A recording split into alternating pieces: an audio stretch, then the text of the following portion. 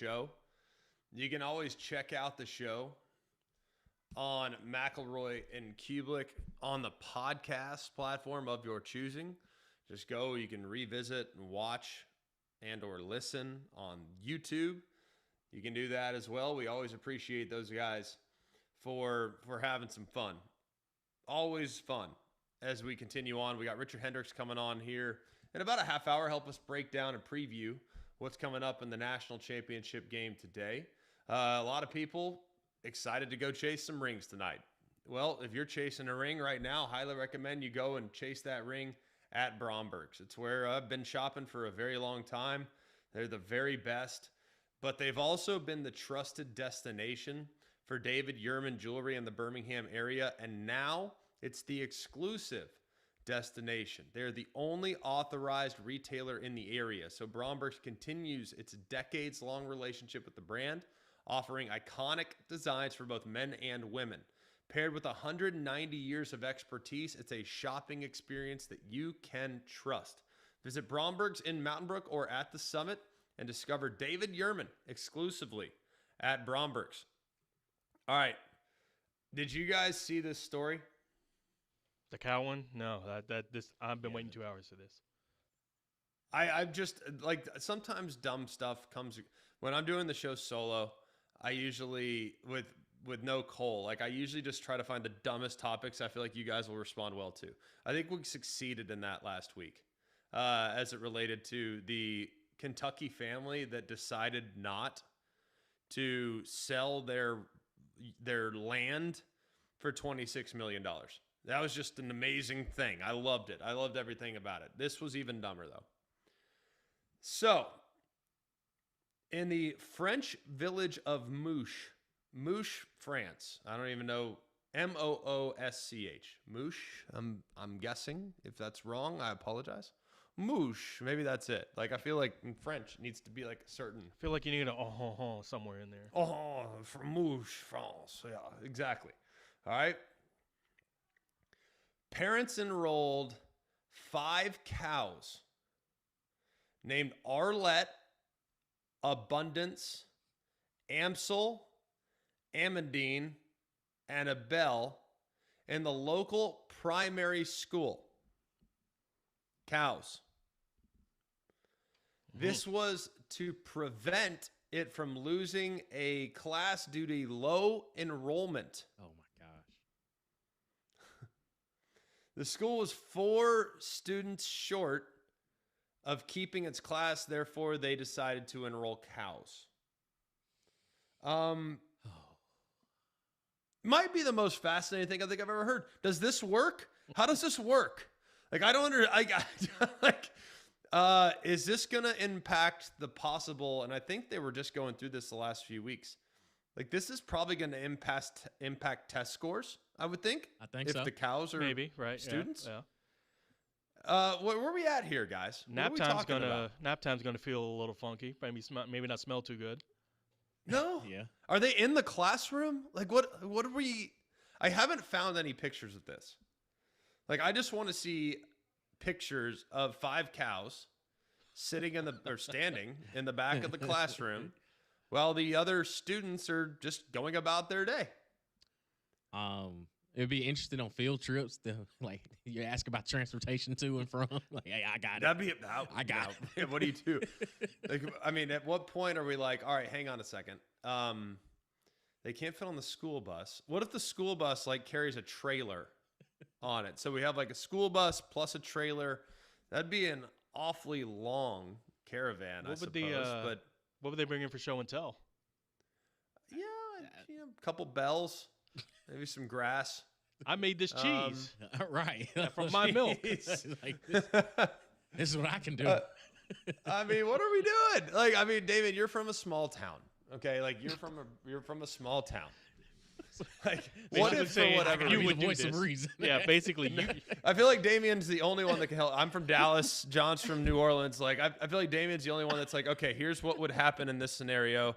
If for whatever reason we were under the class limit and we had to actually go out and, like, bring in livestock from the farm to, like, fill out the classroom. Like, what are we doing here? Like, David, help me understand this. I don't know. I think if it Maplesville would just shut the class down. We just be like, hey, we just ain't gonna have fourth grade this year.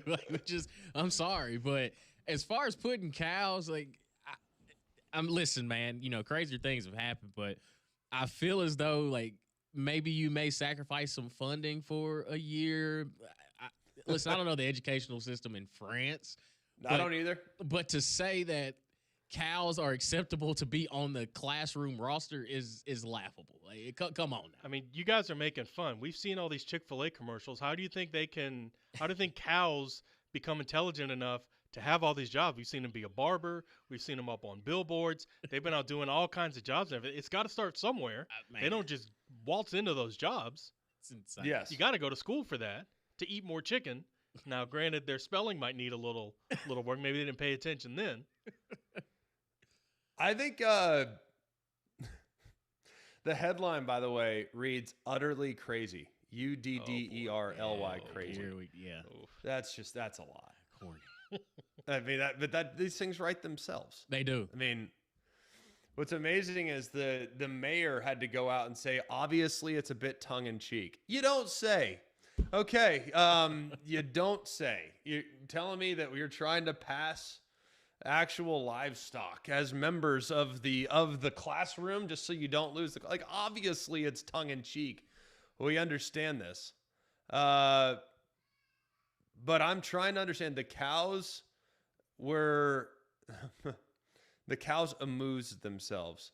AMMOSED. Oh boy. The cows amused themselves. This is some Where would high we be socks without and the New internet? White New Balance kind of humor right here. This is my kind of internet. Like, I don't need like social media. I don't need any of that. I just need ridiculous puns. They amused themselves in a paddock in the playground to the delight of the school's two-legged pupils. I'm assuming the two-legged pupils, probably kids. I'm gonna just go ahead and make that day. It's insane. I think it checks out. All right, so that's one that came across. You know how I guess I'm glad this happened in France and not here in America because, let's be honest, if they end up enrolled like that, how long until an O-line coach tries to recruit these? Because you've got potential players that are about a little over 6 foot tall, 1,400 pounds. Yeah, you ain't moving them. No, you can get some two-gappers in there. Like, I actually like their chances. I think Mouche, France, that might be a football team there. Now, I know soccer's big in France. I'm not expecting a lot for them on the soccer pitch. I can't see that. Yeah, no. Yeah. Probably don't have a lot of wings in that class. You know what I mean? Not super encouraged by them being impactful. But yeah, as far as football, we can anchor them down there along the defensive line. So we've had a rush of Australian punters. Now we're about to have French linemen, French cow linemen in the SEC. Okay, all right, that's what's next. God almighty. All right, so that's the one dumb thing I saw this weekend. All right, the next dumb thing I saw, did you guys see this? Japan's ISU 1 Grand Prix. Are you familiar? No. Hadn't seen the tape. This is even better. I'm going to send you just a picture to help sum up what it is we're about to describe, because it is just over the top ridiculous. All right. The Japan's ISU 1 Grand Prix, and I think it's very appropriately named. It is a 2-hour endurance race modeled after, I don't even know, like the Le Mans. I'm unfamiliar with like worldwide the pregnancy class races. I don't. I think that's Le Mans. Oh, breathing. Actually, yeah, same thing. I figure you got to breathe if you're running this race. I would think so. Running? It is an endurance race. It is run entirely while sitting in an office chair. So you are running a race. Oh boy. Imagine yourself sitting in an office chair with wheels. You're sitting the whole time. And what I find hilarious about it is you look at all the competitors. I sent you guys the Yeah. The picture. Yeah. People are all decked out in knee pads, elbow pads, wrist guards, helmets, gloves, gloves. Well, sitting on an office chair, sitting down. What are we doing? I mean, in case you topple over, you got to be careful. Listen, man, this is insane. Like, this is absolutely insane. Yes. Don't get me wrong. I think America is the best country in the world, but we all know that Japan's kind of surpassed us in a good number of ways. Like, they do some things a good bit better than us. But then I see this as like, all right, maybe America can take back the crown. Yeah. Yeah, what you're saying. Japan, what are you doing? They left us some wiggle room. Like this is supposed to be something we do. Like, this ain't you. Like, what are you doing? There's an opening there. I agree with you. There's an opening there. This is insane.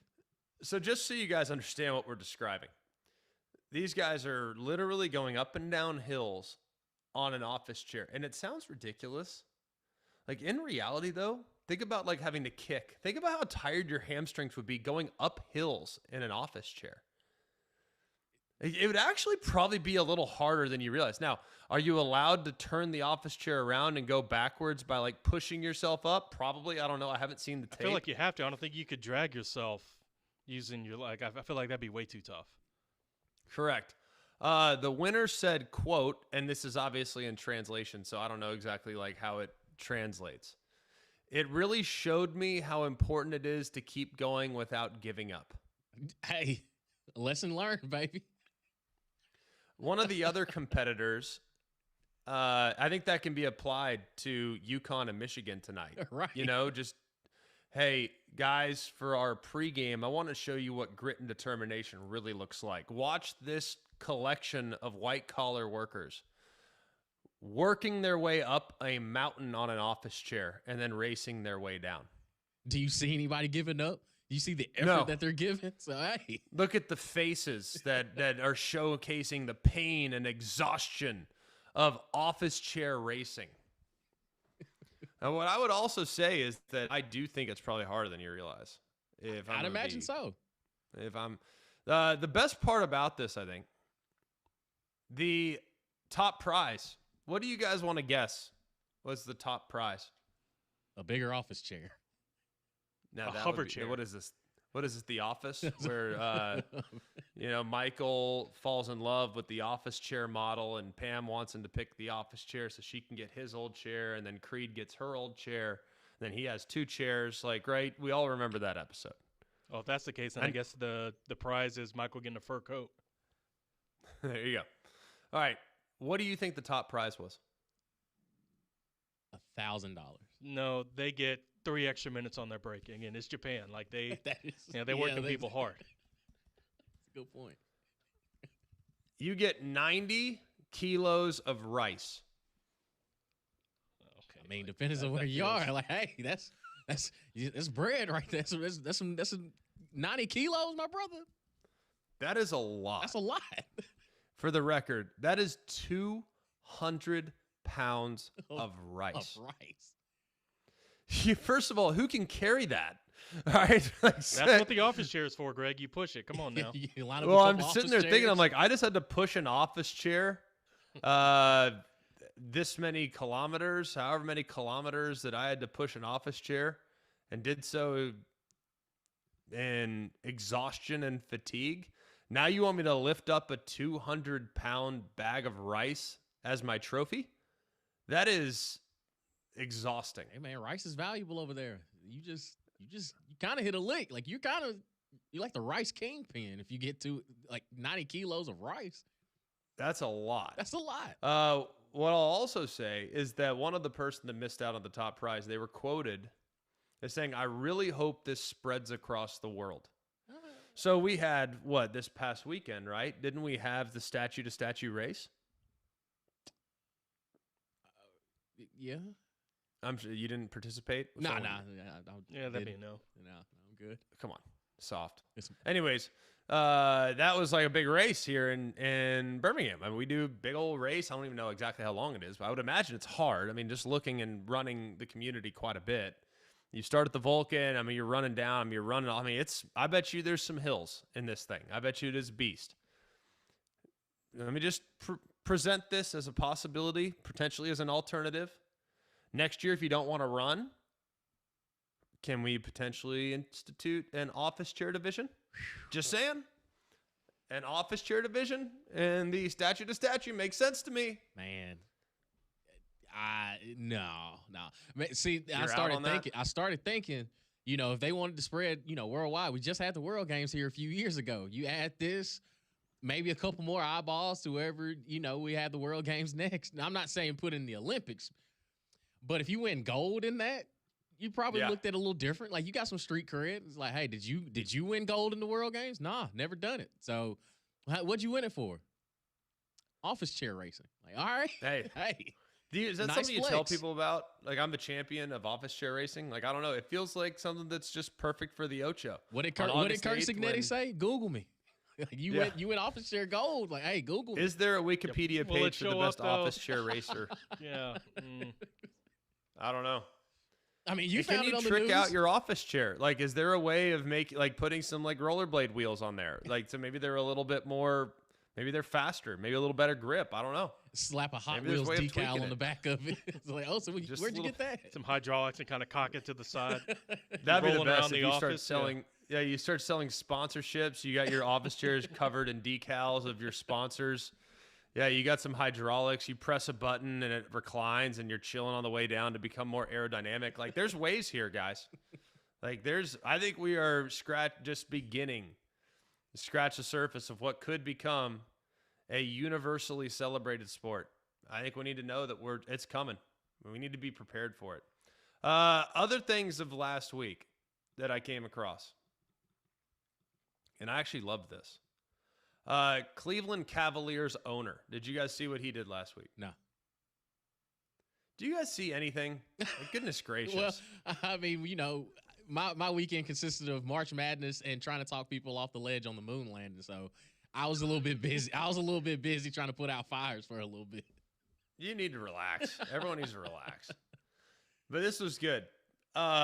Cleveland is getting a new WNBA team.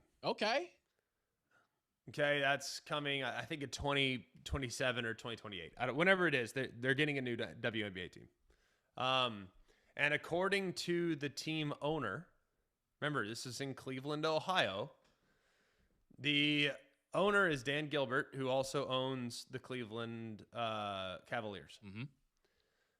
Their team name is going to be the Ohio Wolverines. Oh, boy. Okay. In Ohio. Okay. You thought attendance was bad in the WNBA. This is like a double whammy. Gilbert would go on to say that the Midwest work ethic is a real thing. As someone who has spent a lot of time on both sides of the lake, I can tell you that Ohio and Michigan have far more similarities than differences. It sounds like the WNBA is also going to be opening up a team in Detroit. And what he recommended is that they should embrace the same spirit of regional unity by Detroit naming its new team the Michigan Buckeyes. As Cleveland and Detroit grow the game together from the shores of Lake Erie, the Midwest's own Mediterranean. No. Not going to fly. Not going to fly at all. Think about it. You're out on this. Oh, absolutely. 100%. The Ohio State crosses out anything with the letter M involved with their university. They consider them the team up north. They don't even acknowledge their name. And then Michigan only calls them Ohio when Ohio State emphasizes the Ohio State University. They just call them Ohio. The hate that they have in between, there is not a chance of unity. No, absolutely not. The Michigan Buckeyes, no, absolutely not. Absolutely. You're out on this. 100%. Really? Yes. Absolutely disgusting. I feel like the Midwestern values are on great display in some sportsmanship here. No. In Detroit? In Detroit. No, Detroit will be the Buckeyes, and Cleveland will be the Wolverines. The Pistons That wouldn't to allow me- this. Oh, The bad boy Pistons wouldn't allow it. Where's Isaiah Thomas when you need him? I was sitting at home. Saber, probably. I feel like Midwestern values will be on display. Midwestern people are wonderful people. We love them. I think it would be on display if they could show some unity to the region by basically swapping team names. Bear, can you get on board? I perhaps could have till I realized when Dan posted this. So now you're not on board because of the post. Oh yeah, when I saw that, I was like, "You've got to be kidding me!" And sure I enough, was it like, "No, no," and then realized, oh, okay, it was 7:54 a.m. on April 1st. Ah, Oh, you don't say. It was an April's Fool's Day? April No, come on. Oh You're boy. saying I took the bait on that? Come on. You best believe it got me for a bit. Not as much as Had you in Michael the B. first Jordan half. got me, but it got me. you got me For a the bit. I'll first be honest half. with you, it's phenomenal. I thought it was great. I thought it was hilarious. And it was, I think, of all the April Fool's Day jokes, that was probably the number one. Would you not agree? I think the good. fact that he actually purchased the OhioWolverines.com and all of this, it's He went just full tilt. phenomenal. He went all out. It's absolutely phenomenal. And it was just terrific. I think it was the best April Fool's. I think it won April Fool's Day. Are we on the same page? I'd say That was funny. Not number one, but in the mix. it's up there. I thought it was pretty good. I thought it was great. So that was a little bit of the best of last week as far as off-the-wall topics, all right? And there were plenty of them, that's for sure. All right, when we come back, we're going to get Richard Hendricks on. We're going to break down the national championship game for tonight. I'm telling you, as a game that I think could be very well determined in the paint, feels like Richard's kind of game. So we'll bring him in to break it down next on Mac and Q.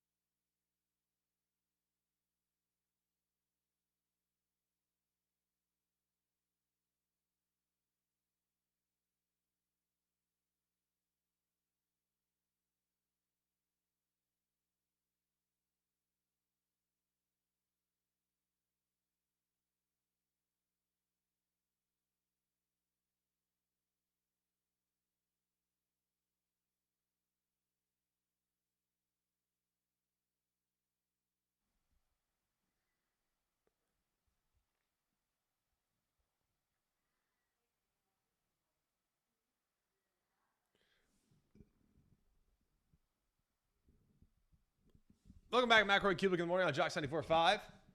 Looking forward to breaking down the national championship game with Richard Hendricks here in just a moment. It's going to be a lot of fun. The foundation of this national championship game is going to be pace, tempo, bigs in the paint, all that other stuff. We're anxious to see exactly how it's all going to play out. I'm curious to hear from Richard which side has the advantage, and is that where the game could potentially be determined? Right there, the foundation of every great team is length. Well, the foundation of your home is also of significant importance, as you know. I mean, it's probably the most important part of your house. Maybe the roof, you could argue, but man, I tell you what, that foundation's massive as well. That's why I trust the pros at Cantey Foundation Specialists. That's Cantey. They're the local experts in foundation repair, crawl space, basement, concrete solutions. It's a wet season here. We had some rain this past weekend. Got pretty aggressive there with the rain on Saturday night. And if you are, for whatever reason, noticing or discovering some leaks in your basement, in your foundation, your crawl space, is the basement damp? Is it musty? Water intrusion can lead to foundation damage, mold, allergies. We always know that it can ruin your belongings as well. Well, Cantey Foundation Specialists are here to help. They're the experts in basement waterproofing. They'll come out, they'll do a free inspection for water damage or any other foundational issues you think you might have. So call them today at 205-509-3991, or you can go online at Cantey Can Fix It. That's Cantey, canfixit.com. Cantey Foundation Specialist. Just terrific stuff. Look, it's going to be an awesome national championship game. It really is. It's going to be terrific. And I'm really curious to see how it's all going to play out. I mean, two very different styles, two teams that have very capable bigs, two teams that have really well-rounded rosters, two dynamic coaches, and it's awesome. And it's always great to be joined by Richard Hendricks to help us break it down. Richard, I've been saying all show, that I feel like this is your game, man. This is like a game that could very well be determined in the paint. That's kind of where I think it starts and finishes. So help me understand, man. On an era in which it's all about the three ball, here we are talking about big men. Are you fired up for this one or what? Absolutely. It might be about the three ball, but not when it comes to winning basketball. When you get to the deep points of the NCAA tournament, the top teams that traditionally still win the NCAA tournament play with a legitimate big man who can dominate in the paint. Michigan has a front line that's been on a tear. They've dominated throughout this tournament, motivated after losing the Big Ten tournament to Purdue, which is another front court team with a really steady point guard. However, I think this is just going to be one of those games that's going to come down to little decisions being made, because UConn is a team, if I'm not mistaken, 6-0 in national championship games. You know that Hurley is always ready and prepared with his team, has his teams motivated, and they're going to be ready to compete. But this Michigan team's been playing elite level basketball, and it does start in the interior. Tell me with this, like the tempo battle's fascinating. You have a team in Michigan that wants to run, that wants to make transition buckets. You have a team in UConn that really wants to play half court. They want to slow it down. They want to grind you to a fault. If you look at the Ken Palm rankings, Michigan's 22nd as far as pace of play. UConn's 319th. And how difficult is it to determine pace of play? I know it is in football, but in basketball, how do you control that? Well, it has to be with the complementary style of play. And it's going to be, can you lean on your defense to get stops? And then when it comes to the personnel that you have, do you have point guards that understand how to manage a team, play with a lot of poise, make good decisions, and know where the ball needs to go? Oftentimes with younger players nowadays, they lack that ability. UConn has some veteran players with Solo Ball and Silas Demery Jr., the Georgia transfer to come over, who are able to run their offense efficiently. They find quality shots with off-ball actions and getting sets into pick and roll, as well as with spacing. But it's just the way that you have to be able to operate. It requires a particular type of discipline and personnel It might be a little bit easier to play faster with younger players in the transfer portal that don't have the experience to read the game. But playing at that tempo and in winning games shows how well coached this team is. And it'll be really interesting. Two of Michigan's three losses come in games in which there were 63 possessions or less. Michigan, they average around 71 possessions a game. So clearly, huge impact in the game and could be a key determinant if UConn can successfully slow the game down. You look at Yax Lindenborg. He's got an ankle. Looked a little ginger, I guess, there. Even when he came back and played, but at 100%, I don't know. How much should we be factoring in his ankle injury to this matchup tonight? Well, I think it's not only an ankle; it's also a knee that he's dealing with. But the way in which he's able to play unbalanced and under so much control, he's still going to be a legitimate threat out there on the court. He checked back in that last game after the ankle injury and came in and was easily able to knock down 2 3-pointers, and it was because of just the way that he reads the game. He always plays the game at his own pace. He can play with his back to the basket, facing the basket. He can get out in transition. He can catch and shoot. And this is something that he's been doing for years, was even doing it at UAB.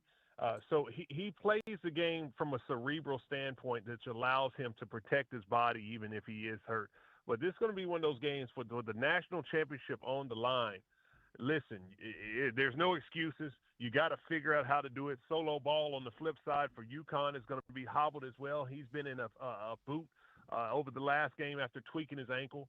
So this is a game where you lay it all out there and you roll with it. When you look at the coaching matchup, I mean, Dusty May is amazing. I mean, there's no one denying that. I think he's a great coach. I look on the other side, Dan Hurley, possibility of winning 3 national championships in the last 4 years. If you look at his win percentage in the tournament, it's absurd. What do you make of the coaching matchup in this game?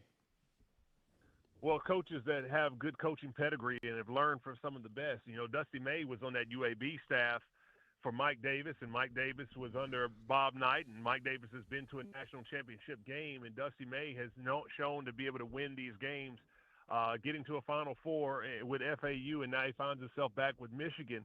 So these are mentalities of coaches that are prepared to win. And then for Dan Hurley, he's been able to do it at the highest level, but he comes from a coaching family. So it's the decisions that they both make with the adjustments throughout the course of the game, understanding how to put their rosters together to even be in this position is what's remarkable. And I think these are two of the best coaches in the game going to be going toe-to-toe. This one should be what everybody hopes it should be. I don't anticipate a blowout by Michigan, but I do think the Wolverines might have a little bit too much for UConn. I definitely feel like everyone's kind of leaning that direction. What is the path to success for UConn? Can play from in front. I think they did get their game that they had earlier where they got down by 19 against Duke and had to come back. But playing from in front and controlling the tempo and controlling the tone of the game will be everything. I do think that there is a sense that UConn is the underdog, being the 2 seed coming into this, and no one expected them to get to this point, maybe outside of that fan base and in that locker room. However, Michigan is a team that if you let them get the momentum and get out and running and playing free and shooting the ball from the outside and getting the post-up plays and the offensive rebounds, then you're going to be in a tough dogfight to be able to get back into the game. So if you're UConn, it's got to get to a fast start, control the tempo, and try to keep it tight. And when you get to the last 5 minutes, you might be able to get it done. Looking at what UConn has, Karaban, their guy that's been there forever. I mean, he's won 2 national championships. He's been on a brutal cold streak the last couple games. He's 3 of 18 from the field, 2 for 13 from 3. He's never going to be a guy that just takes over the game and scores 30, but one would expect him to play better than he has in the last 2 games. How do you kind of get out of a little bit of a shooting slump if you're a guy that's played this much basketball and yet for whatever reason the ball is just not finding the down part of the net? Just keep shooting it, and I would say from a shooter standpoint, that's all you can do now. As far as if you have other facets to your game, then what you want to do is you want to drive it to the basket, get fouled, get to the free throw line and see a couple of them go through and then gain your confidence from there. But, he's been a pick and pop four man that does a really good job with some of the dirty work, and he's going to have to hit some big shots in the money time. I mean, he's a winner.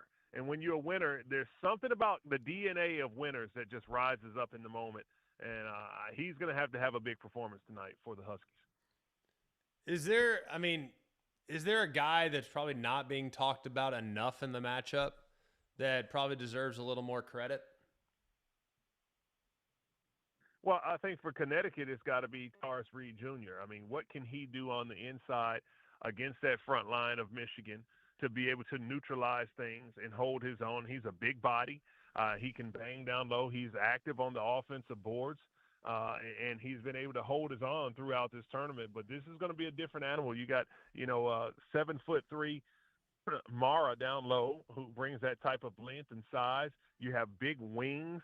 I mean, Michigan goes 10 deep. However, I do not think that the Connecticut Huskies will be intimidated one bit. But he's a big player who's going to have to do some things on the inside tonight. Well, you look at Reed. I mean, he's given up at least 4 inches to Mara. Like, how do you? I mean, how tall are you? 6'10", thereabouts. 6'8". 6'8". We can say 6. It sounds better, doesn't it? Let's say 6'10". Let's just call it. Let's okay, call it what let's it say is. it. Why not? He grew here on April 6th. Why not? If you're playing against a guy that you're giving up 5 inches to, like, how do you circumvent that length differential? Well, first off, it always has to do with your skill set. Not all players are skillfully equal to have the opportunity to play in certain ways, but it's like a fighter. You have to figure out where your weapons lie. And if you're shorter, then sometimes you catch it in the post and you can turn and face and use your foot speed. If you have the ability to get out and run in transition and beat them to the block early to get things done, then you can do that. If you have shooting ability, then you turn and shoot it from 15 feet. But you want to get some space between you and a guy that makes it difficult around the basket. Another way that you do it is that you bring him to the ball screen action. And you can post up, get the ball in the low post when he's guarding you, and that's going to be to his advantage. But then you dribble it out into a ball screen, and now you bring him out into space, and that's going to create opportunities for you to fit around the rim. So there's always an advantage for every player in any situation against who you're playing against to be able to be successful. It's just the cerebral part of the game that you have to figure out how to do so. Yeah, it's going to be really, really interesting tonight. Michigan, a 6.5-point favorite. It should be fascinating. Will be really, really fascinating, I can assure you. All right, give us a pick. You already kind of told us Michigan, but how do you think this thing plays out? I think Michigan is going to win this game by about 9 points. I think that Connecticut will be prepared, but I just think that the depth, the size, the talent, and the momentum that this team and the confidence that they've been playing with is going to take over in the end. But I do think it's going to be a good game because I would never count out a Dan Hurley coach team and a UConn team in the title game. They've been so successful and been successful under different coaches with different styles. That's the most impressive thing about this program. I think 6 national championships since 1999. That's 26, 27 years with Calhoun, Kevin Ollie, and now with Dan Hurley. Their program is phenomenal and sustainable, and they're definitely a blue blood. Yeah, there's no denying that. Richard, we always appreciate your time, man. It's always a pleasure to visit with you, especially on a national championship. Wish we had you back tomorrow to help us kind of break it down, but it sure is fun, man. What a great time for hoop, and what should be a great game tonight. Yeah. Give me a call. Hey, and shout out to Stephen Pearl in Auburn for participating in that NIT. I know when a lot of people want to criticize people for playing in something like that, they stepped up. I thought it was great for him to get some coaching reps for those players to get some opportunity to play. And Kevin Overton, he improves himself with the opportunity of the transfer portal or wherever that may be. So kudos to those guys for playing when a lot of people do not. Yeah, we didn't ask you about that. Like, what do you make of it? Can that be built upon? I know it's so year to year. It's so different. The roster turns over. There's changes. But in the past, we saw Wichita State parlay a great NIT run and victory into a great performance the next year in the regular season, ultimately a Final Four berth. So is there something that could be built on with this performance over the last couple of weeks? I think the biggest thing that can be built on this is for Stephen Pearl and his staff. If you've ever been on coaching staffs and things of that nature, even if you're coaching in youth sports, a lot of it is just about a trust that you can gain from not only your staff as you in leadership, but also a trust that you can gain from your players. If you take this season, many things that could have been said from Bruce Pearl in the past, and players would say, the coach has a vision, he has a plan, I believe it. And sometimes when you have a new coach, you might second guess and question things. Now, with them playing and winning this tournament, this gives him some experience. It gives some people some belief. And I think that's a positive thing for him and the program. And I really like to see that the fact that he carried himself in these playoffs in the NIT with much more poise as a coach. There were many times you saw him as they coached throughout the season that he may have not had the poise that it needs to make big decisions in his game, but he remained calm. And I think that's a quality thing to see in young coaches as they're trying to grow as themselves and grow their culture and their team. Excellent stuff. Richard, we always appreciate you. You're brought to us by Mr. Breaks, man, and thanks again for your time. We look forward to the game tonight. Thank you. Enjoyed it. All right, Richard Hendricks joining us here on McElroy and Cubelic. Thanks to our friends at Mystery Breaks. All right, when we come back, very important thing going on this week. It's just as important as it gets. A tradition unlike any other. We set the stage next on Mac and Cube.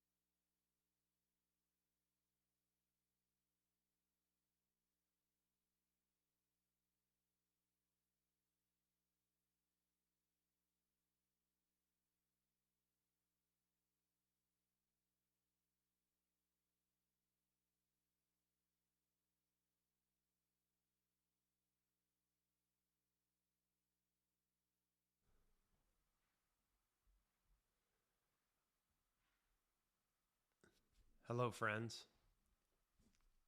Welcome. Today is Monday, April 6th, 9:46 a.m. We are so happy to have you here with us on McElroy and Cubelic to set the stage for a tradition unlike any other. I'm your host, Greg McElroy, alongside Damian Mitchell and John Saber. I feel like in the golf world, it's not Saber, it should be Saber. Put the emphasis on it. You might as well. What a field we have coming up this week at Augusta National.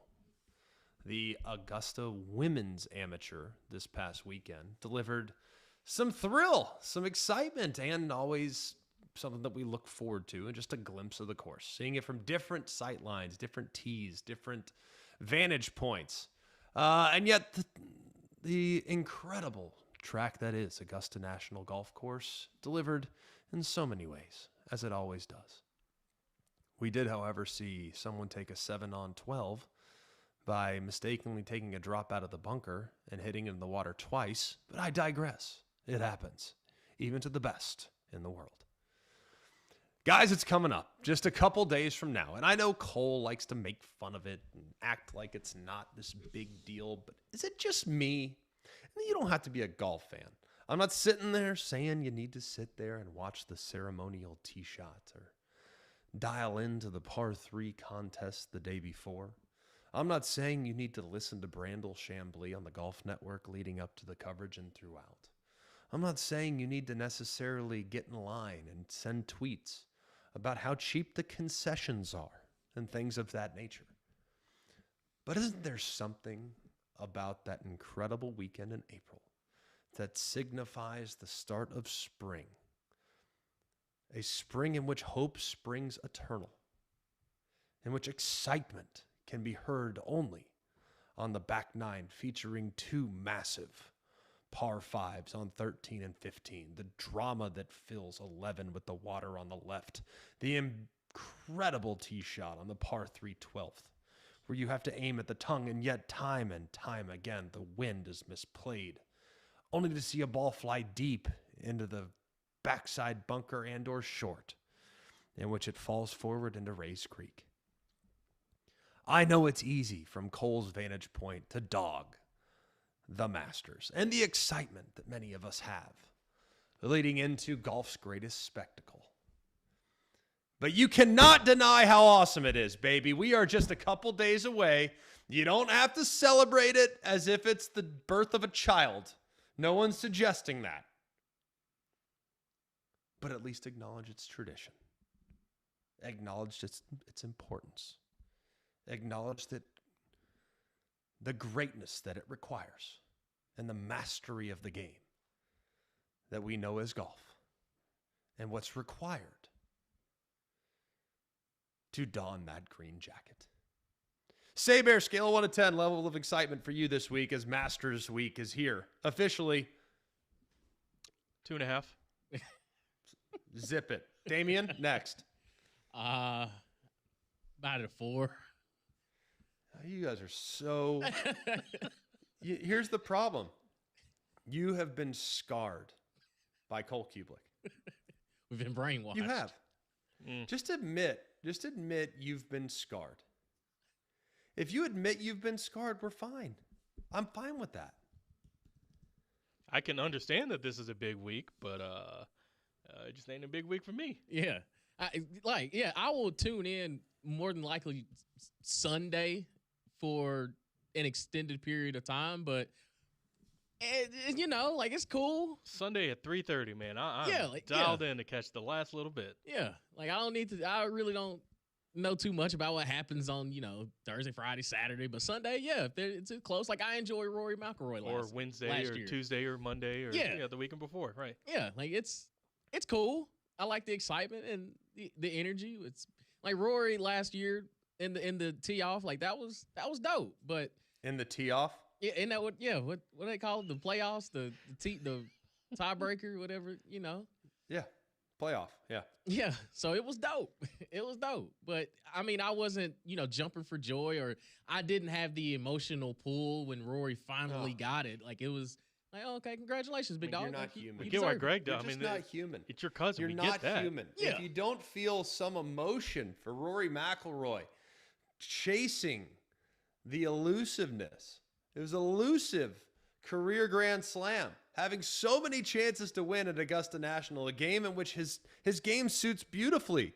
To win at Augusta, he never did it. He never could do it. To see him finally get over that hump last year did not, even if you're a golf fan or not, that didn't bring some level of joy. No. I mean, I'm kind of a Justin Rose guy, so I mean, It's like, so no. maybe, yeah. Because it's in, I tried. And the only defense I will say though, it's Oh, here we go. like I get it, but it's also not a team sport where other things could be in the way. Like this was strictly on how he performed in the Masters. Like that's his individual hurdle to get over. He got over it. It's like, oh, okay, like that's dope. Congratulations. But I wasn't, Unreal. I wasn't crying. Ugh. There was part of me that wanted to cry. No, I didn't cry, but I wanted to. I wanted to. You guys are soulless. I'm so mad at you both. You don't have a heart for Rory as he wins Augusta last year. It should be a great tournament. We'll have some guests on throughout the week to set the stage. We're not going to treat it like it's the greatest thing ever, but we're also not going to pretend like it doesn't exist. As much as Cole wants to, we're not going to allow that. He's going to want to talk Stallions against Storm, but I want to talk, Augusta National. I think a lot of people fired up about it. We will. We'll get into it as the week goes on, but when we come back, we'll put a bow on the show, tell you what's going tomorrow. Mac and Cube.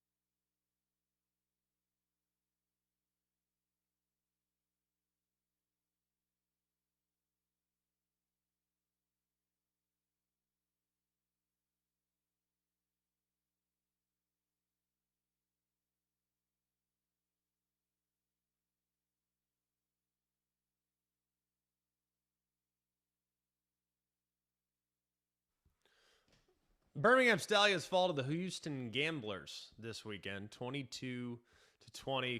Pretty wild their game down the stretch. Looked like Birmingham was in control. Looked like they were going to get it done. Just weren't able to hang on as Houston climbs back and ultimately steals that victory. But an exciting game nonetheless. Birmingham now 1-1.